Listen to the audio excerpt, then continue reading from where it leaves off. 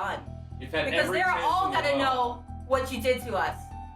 You better f***ing believe they will. And you can tell them all the lies you want to about how we're the abusive ones and we're the monsters, but in the end, they're not gonna believe anything you say. Maybe I'll be racist. I'm already racist. What about a zoophile? I'm already a zoophile. I'll be abusive. I'm abusive. I'm racist. I'm already racist. Guess I'll be a transphobe. I'm already a transphobe. Then I'll debate you. I already blocked you. I have an idea. What's your idea? You should leave. I'm gonna say the N-word. I'm gonna say the N-word. Jasonafex. For some corners of the internet, that name needs no introduction. To others, it might sound like another random online handle.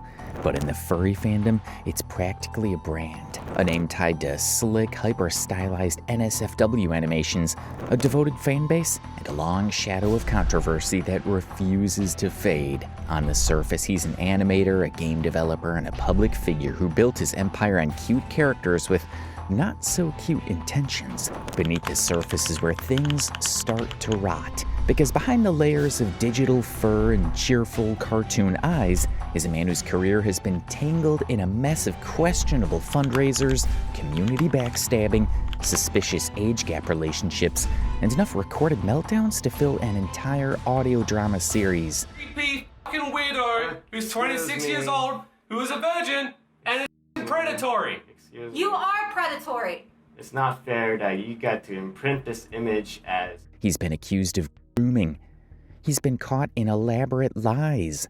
He's been the kind of person who could raise thousands of dollars from sympathetic fans, only to spend it on a purebred Shiba Inu. And that is just the tip of the iceberg.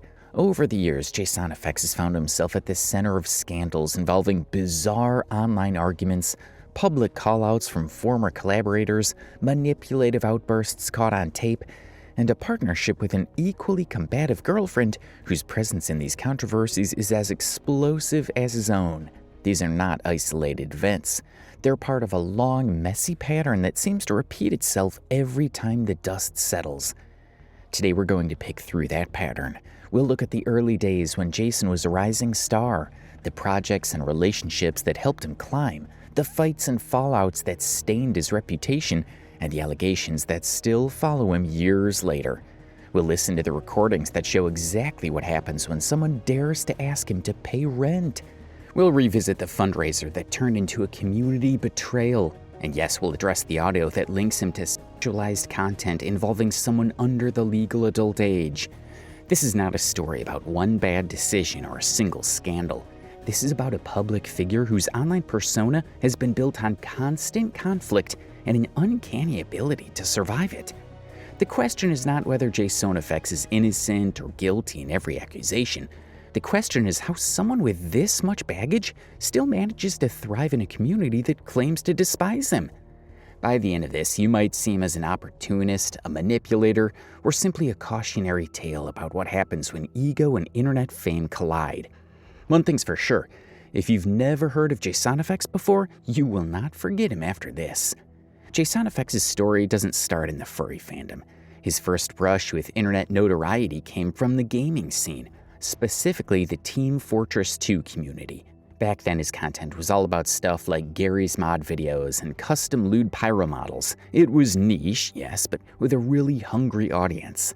Those early uploads built him a modest following and taught him a crucial lesson, which was that online fame is a game of supply and demand. But Jason didn't stay in TF2 land for long. He found a much faster track to internet stardom when he discovered the puppet tool in Adobe After Effects. With it, he could take static furry artwork and breathe life into it like hips swaying, tails flicking, expressions shifting in ways that gave his audience exactly what they came for. The shift from gamer animator to furry animator was a calculated move into a market where the demand for high-quality NSFW animation was insatiable and competition was thin. His Fur Affinity and Ink Bunny accounts exploded in popularity. Twitter followed, and at his peak, he commanded over 95,000 followers across platforms, with each new animation racking up likes and shares like clockwork.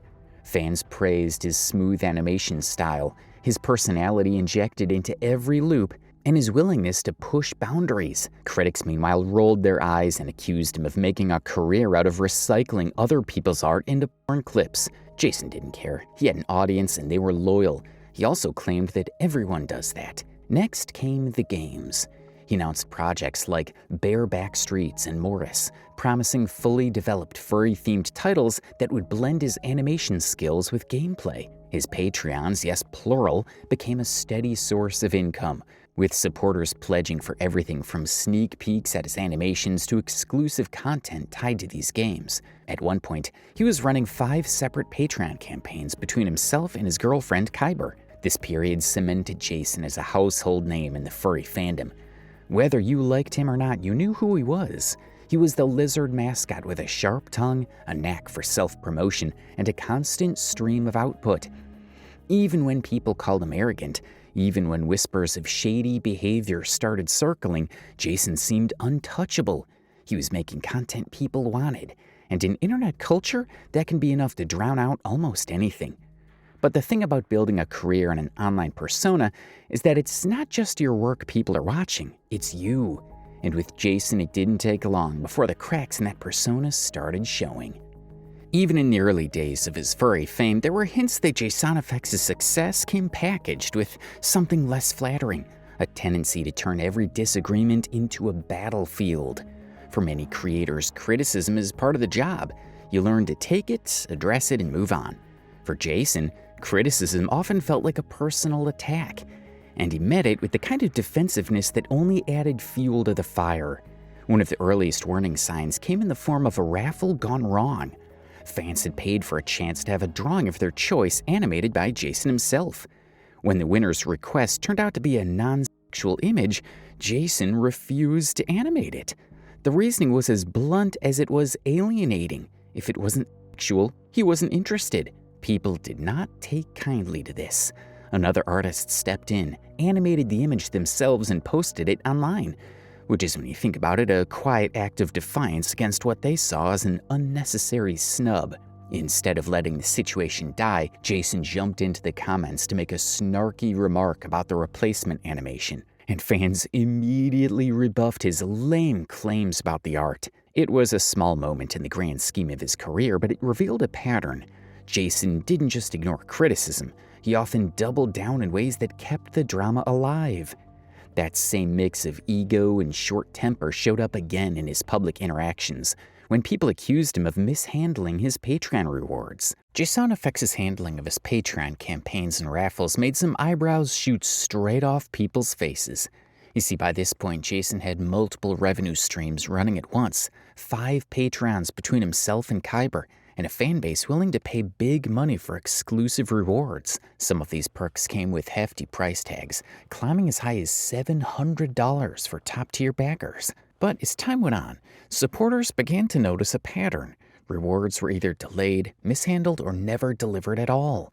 Contributors quietly pulled their pledges, citing unfulfilled promises and a general sense that their money wasn't being used as advertised. Jason, for his part, chalked the decline up to people misunderstanding or the impact of troll gossip, sidestepping the specifics of why his backers felt burned. In 2015, he even published a fur affinity journal titled Debunking Asinine Troll Gossip. On the surface, it was an attempt to clear the air about various rumors, including allegations that he was in a relationship with someone underage. He explained that Kyber was 20 and he was 24, adding that plane tickets could prove the timeline. But the tone of the post was less measured rebuttal and more smug score settling, with Jason casually slipping in details like his height, as if that somehow made his case more credible.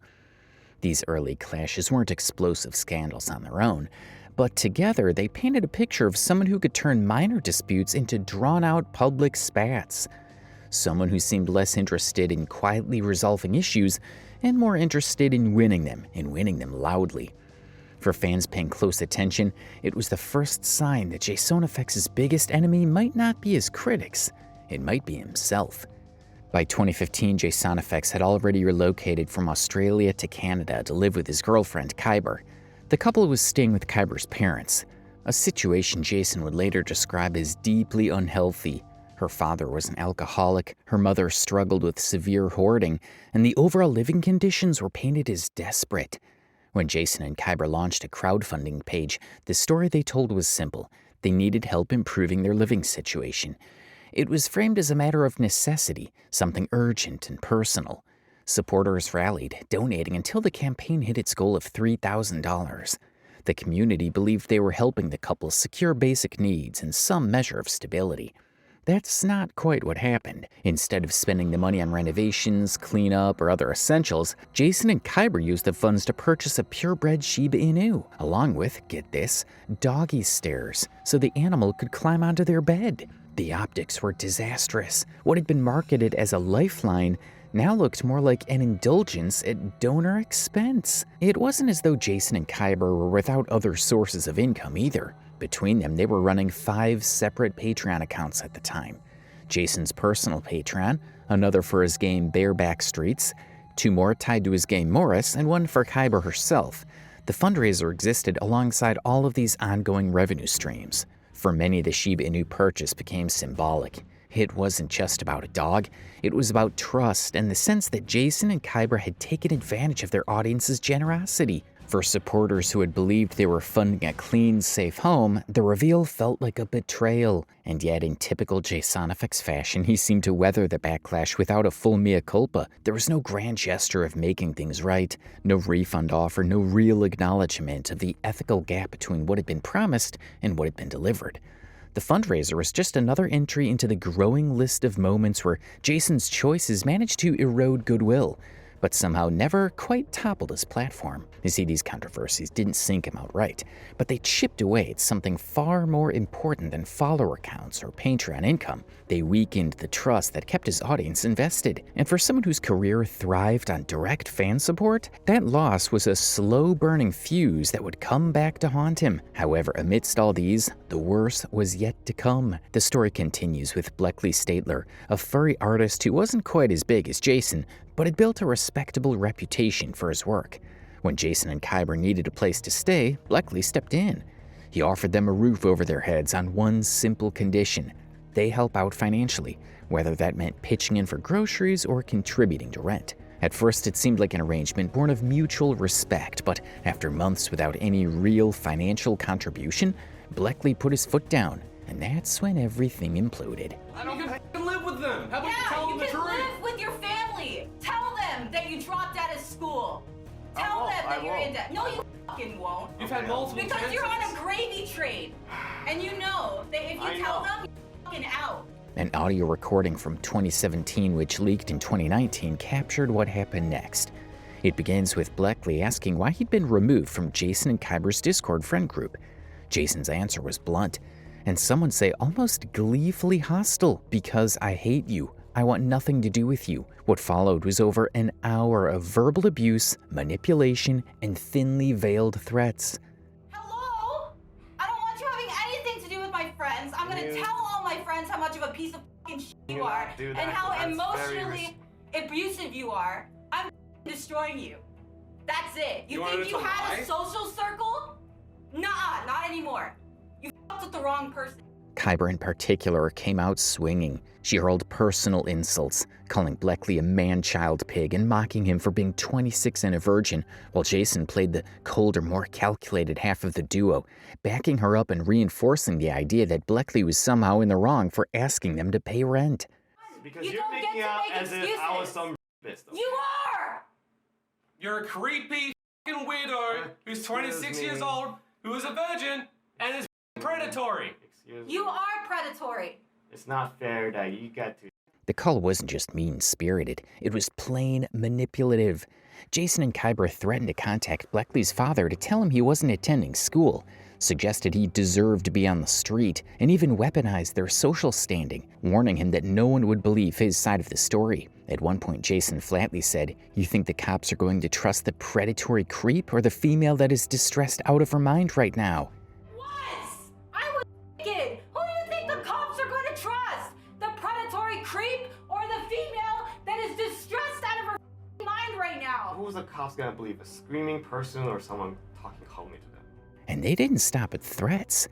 After the call, Kyber went to the police and to Twitter, attempting what can only be described as a false Me Too campaign against Bleckley. She spread the narrative to friends, relatives, and anyone who would listen. The police eventually declined to press charges after finding her story inconsistent, and Bleckley himself chose to not pursue legal action, wanting only to move on. Friend circle is done. You've had Because every they're chance all in the gonna world. know what you did to us. You better believe they will. And you can tell them all the lies you want to about how we're the abusive ones and we're the monsters, but in the end, they're not gonna believe anything you say. And I bet you you're recording this conversation just like you did with your aunt and uncle.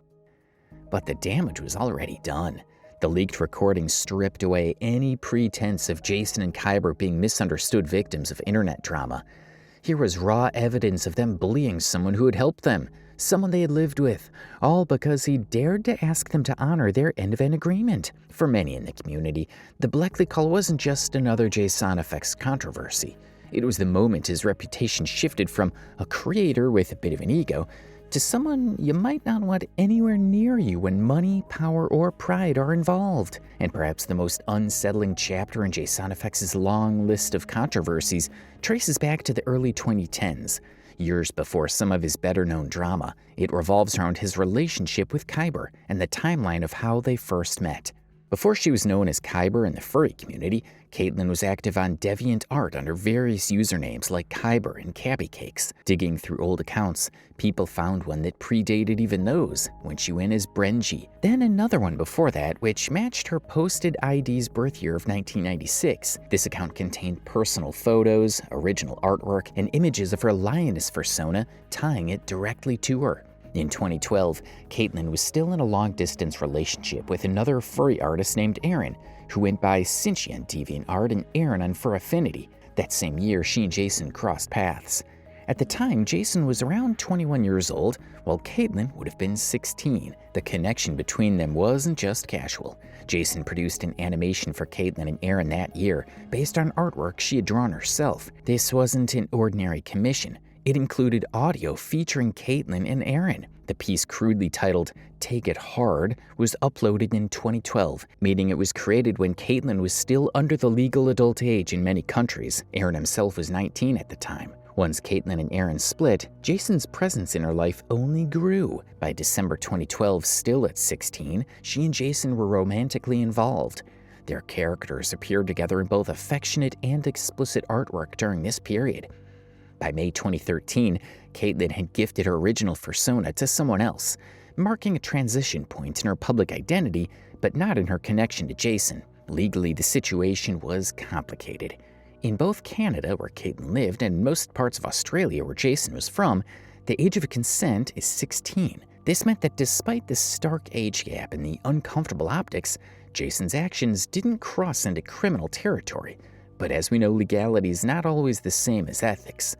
Fans on Reddit likened the alleged situation to Kiro the Wolf saga, worrying about the reputation of the furries. For many, the issue was never solely about what the law said. It was about the imbalance of power between an established 21-year-old creator with a growing following and a 16-year-old still in her formative years. The revelations painted a picture of someone who blurred boundaries early in his career, in ways that would shadow his reputation for years to come. While defenders leaned on the "it wasn't illegal" line, critics saw the pattern as part of a broader story, one where Jason's decisions often stood on the edge of acceptability, prioritizing his own desires over how those choices might look, or the effect they could have long-term on the people involved. In many Reddit threads where people were sharing the lingering impact he left on them, a user summed up their feelings in 4 loaded words: "I was scarred for life." They went on to allege that Jason not only engaged in predatory behavior toward a younger fan, but also tried leaving one homeless, and then mocked them by creating implicit art of their likeness. Another comment in the same thread was even more blunt, claiming, "He's still grooming and traumatizing kids." While not all of these statements can be independently verified, the sheer number of accounts, many from people who say they were close to the situation, painted a consistent picture of manipulation, targeted harassment, and a disturbing lack of empathy. The tone of the Reddit discussions wasn't one of casual internet gossip. These were people processing real experiences, with one user recalling how they watched it happen in real time and were stunned at how long it took the broader community to acknowledge it. Others expressed guilt for once supporting him, noting how easy it was to be blinded by his charismatic public persona until the cracks began to show. They described watching Jason avoid accountability, seeing defenders dismiss the allegations, and realizing that the same patterns of behavior seemed to repeat with new people. The Reddit post became a kind of open wound, a place for fans turned critics to vent, compare notes, and document the damage for anyone still unsure about the severity of his actions. But it wasn't so surprising because Jasonafex's earlier controversies already painted him as arrogant, manipulative, or ethically questionable. The conversations around his content pushed him into an entirely different arena, one that even parts of the furry community side-eyed. Jason built a large chunk of his audience by taking still images of furry art and animating them using After Effects puppet tool. While this was on the surface harmless within the furry adult niche, critics began to take issue with some of his explicit subject matter. In particular, there were recurring allegations and visual examples that his work crossed into territory involving non-human animals depicted in ways far beyond standard anthropomorphic characters. This is where the degeneracy label began to stick. Even within a subculture known for pushing boundaries, there is a line between fantasy anthropomorphics and realistic animal depictions. Jason's willingness to hover around and sometimes stomp all over that line made him a magnet for heated debates on forums, social media, and even among other artists in the community. The conversation escalated when people unearthed older species tied to his name, including works that were less stylized and more explicitly modeled after real animals. While the furry adult art space has always contained boundary-pushing material, Jason's critics argue that he repeatedly crossed into territory that wasn't just risque, it was deeply disturbing. On Reddit, users in r/furry and r/yiffenhell have cited specific examples, claiming his portfolio includes themes of zoophilia, incest, and intimate underage scenarios. In one widely shared comment, a user wrote, "He has written comics about zoophilia, pedophilia, and incest." These weren't abstract accusations. Fans pointed to individual works, including certain storylines in his more graphic comics as evidence. The discussions also noted that Jason often depicted these themes without framing them as wrong or harmful, instead presenting them as part of casual or comedic erotic scenarios. Perhaps just as controversial as the content itself was Jason's complete unwillingness to engage with criticism in good faith. When confronted, he often defaulted to a posture of deflection or mockery, a behavior that only deepened the rift between him and those raising concerns. One particularly infamous example came in early 2018 when another artist created a deeply personal comic addressing themes of abuse. The piece was intended as a raw, honest portrayal of trauma, a form of catharsis and awareness raising for survivors in the community. Instead of offering empathy or even respectful disagreement, Jason's response was blunt to the point of cruelty. He dismissed the comic's emotional weight entirely, telling the artist that experiences like that prepare you for the real world. It wasn't just the words themselves that angered people, it was the context. This wasn't a private conversation or an offhand joke among friends. The comment was public, aimed at someone who'd willingly exposed a vulnerable part of themselves. To many, it felt like punching down at a survivor for no other reason than to assert dominance in a debate he didn't need to win. A doctor came into the thread saying, "How do you manage to take someone's coping mechanism for the abuse and trauma they suffered during childhood and manage to dismiss their traumatic situations and also make it about you?" Jason did not take this lightly and labeled the doctor unqualified and downplayed the severity of the experiences depicted. What struck people most wasn't simply disagreement over art or message. It was the sense that Jason viewed expressions of vulnerability as an invitation to spar, rather than an opportunity to listen or understand. This pattern didn't just surface in one isolated conversation. Users pointed to similar moments in streams, forum posts, and social media replies, where his instinct was to debate or belittle rather than show compassion.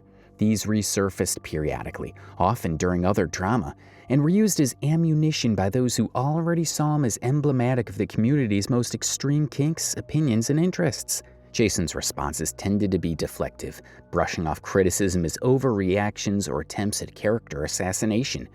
But for many, the combination of his unapologetic content choices and his history with underage adjacent timelines made for a deeply unflattering narrative for him, and mostly for the furry fandom.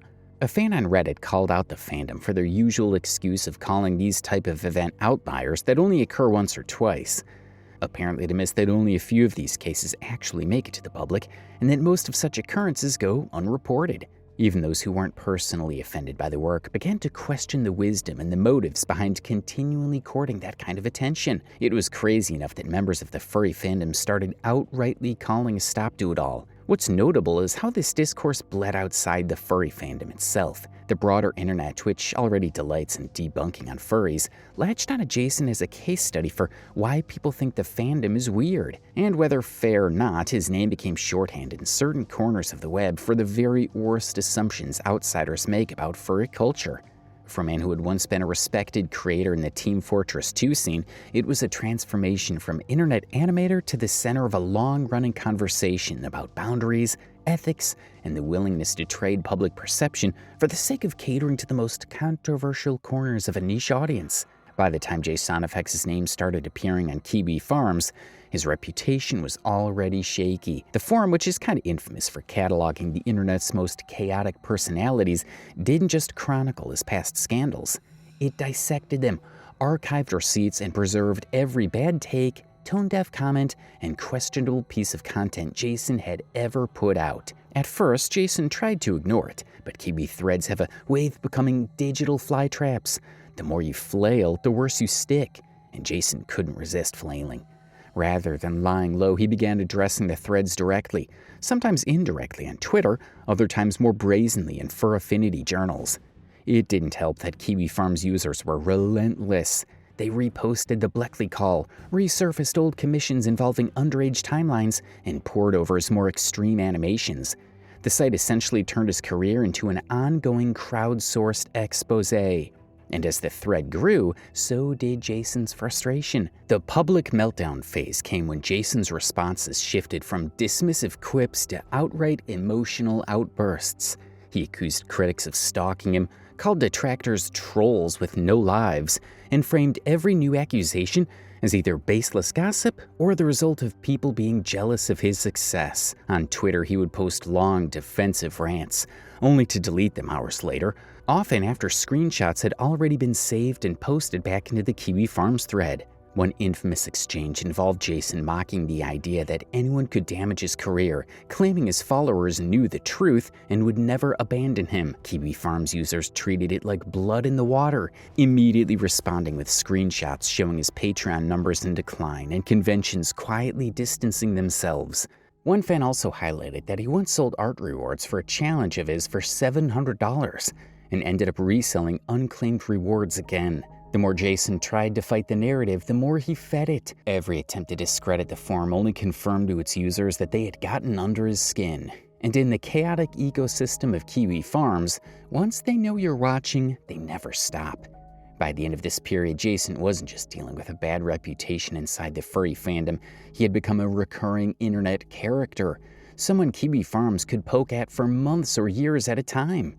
The meltdown wasn't a single explosive moment, but a slow unraveling in public view, fueled by equal parts defensiveness, denial, and an inability to walk away from the fight. As the years went on, Jasonafex's controversies didn't slow down, they simply evolved. By this point, his earlier reputation was cemented, but instead of lying low and quietly rebuilding, Jason remained publicly active, continuing to feed the internet more material to pick apart. One of the recurring themes in his later years was his relationship life, which became as much a spectacle as his professional missteps. Jason and Kyber's partnership had always been highly public, and at some point the two began openly identifying as polyamorous. In theory, this shouldn't have been a scandal, because plenty of people have unconventional relationships without it spiraling into drama, but in Jason's case, the way it played out publicly was less about private lifestyle choices and more about messy online oversharing. Screenshots and callouts began circulating about the pair's interactions with each other's partners, both inside and outside the fandom. There were accusations of jealousy, hypocrisy, and manipulation, not just from anonymous critics, but sometimes from the very people who had been involved with them. In one instance, a former partner posted a lengthy breakdown of their time with the couple, describing it as emotionally exhausting and full of boundary-pushing behavior. This polyamorous dynamic also intertwined with Jason's existing notoriety. Whenever new disputes arose, old scandals would resurface alongside them, making each fresh incident feel like part of an unbroken chain of bad decisions. To outsiders, it reinforced the image of Jason and Kyber as internet drama magnets, people who couldn't be in the spotlight without inviting chaos. There were also smaller but still memorable flare-ups during this period. Arguments with other creators, cryptic posts that seemed aimed at ex-friends, and subtweets dripping with bitterness. Jason's social media presence became a running log of personal grievances, each one feeding speculation threads and giving critics more ammunition. For the pair that were known for ego, volatility, and a talent for making enemies, the polyamorous drama was less a shocking twist and more another chapter in a saga where personal and professional mess blurred together into one long rolling controversy. By the late 2010s and into the early 2020s, Jasonafex's online footprint started shrinking, not because he stopped posting, but because platforms began closing their doors on him. While he managed to survive multiple waves of backlash before, the cumulative weight of years' worth of controversies finally caught up. Reports of his work being flagged for extreme content increased. Some of his animations, especially the more realistic or explicit ones, began disappearing from major sites. Twitter temporarily suspended his account at least once, citing violations of content guidelines. Even Fur Affinity, historically more tolerant of adult furry content, issued warnings and takedowns for certain uploads. Smaller hosting platforms that catered to niche adult creators also quietly deplatformed him, often without public statements, simply making his profiles vanish. This forced him to go to even more niche platforms and resort mostly to his Patreon. Jason framed these bans as part of a broader censorship problem, insisting that his content was being unfairly targeted. It's reasonable to deduce that these were the natural consequences of years spent testing the limits of every site's rules, seemingly daring moderators to act. Regardless of which side you believed, the result was the same. His reach became more fragmented, scattered across lesser-known hosting sites and whatever mainstream accounts he could still keep active. As for his current status, Jason is still around, just not with the same visibility he once commanded.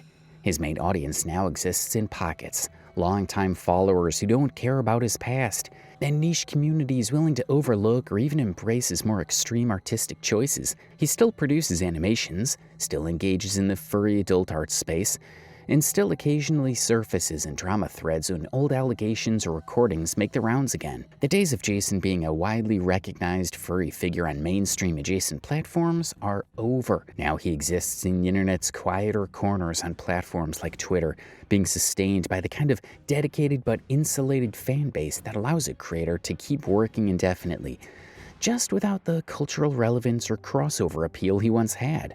For some, it's poetic justice. For others, it's just the natural life cycle of an online provocateur who eventually ran out of platforms willing to host him. So is Jasonafex a misunderstood creator unfairly hounded for his past? Or is he a story we tell about what happens when ego, controversy, and poor judgment collide in the always online era? That's for you to decide, so tell us what you think in the comments.